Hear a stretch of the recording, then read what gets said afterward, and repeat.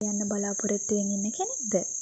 එහෙනම් මේ වීඩියෝ එක ඔයාට වෙනද වගේම මාත් එක්ක එකතු වෙලා ඉන්න ඔයාලා හැමෝම ඉතාම ආදරෙන් පිළිගන්නවා. වීඩියෝ එක ඉවර වෙනකන් අපිත් එක්ක රැඳී ඉන්න කියලා ඉතාම ආදරෙන් ඉල්ලා සිටිනවා.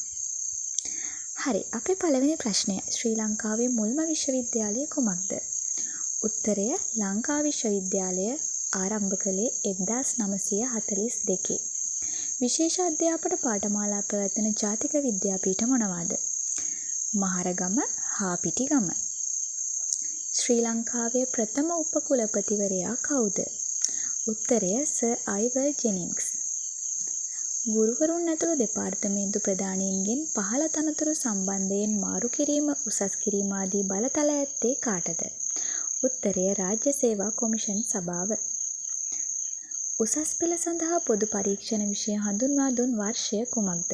වර්ෂ 1998. නොවිධිමත් අධ්‍යාපනය ක්‍රියාත්මක වන්නේ කුමන පුද්ගල කණ්ඩායමක් සඳහාද? පාසල් යාම ගිලිහුණු, පාසල් අධ්‍යාපනය අවසන් කළ සහ විවිධ රැකියාවල යෙදී සිටින පුද්ගලයන් සඳහා. ශ්‍රී ලංකාවේ වැඩිම පාසල් ගණනක් ඇත්තේ කුමන දිස්ත්‍රික්කයේද? උත්තරය කුරුණෑගල. ශ්‍රී ලංකාවේ ප්‍රථම දහම් පාසල කුමක්ද? ගාල්ල වැලිවත්ත ශ්‍රී විජයානන්ද දහම් පාසල. පෘතුගීසි අධ්‍යාපන ක්‍රමයේ යටතේ කුඩා පාසල් හැඳින්වූ නම කුමක්ද? මිෂනාරි පාසල්. ශ්‍රී ලංකාවේ පළමුව සිවිල් සේවයට එකතු වූයේ කවුද?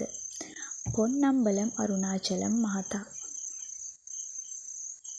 පොළොන්නරු යුගයේ පැවති ප්‍රධානම අධ්‍යාපන ආයතනය කුමක්ද? උත්තරය අලහාන පිරිවෙන. ලෝකයේ වැඩිම පාසල් ගණනක් ඇති රට කුමක්ද? මෙක්සිකෝව. ශ්‍රී ලංකාවේ ගුරු අධ්‍යාපන ආයතන මොනවාද? ගුරු විද්‍යාල, ජාතික අධ්‍යාපන විද්‍යාපීඨ සහ ගුරු මධ්‍යස්ථාන. විධිමත් අධ්‍යාපනය යනු කුමක්ද?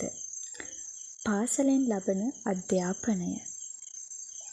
ලංකාවේ බෞද්ධ අධ්‍යාපනය වෙනුවෙන් කටයුතු කළ ඇමරිකානු කාන්තාව කවුද? හෙලේනා බ්ලැවැට්ස්කි මැතිණිය.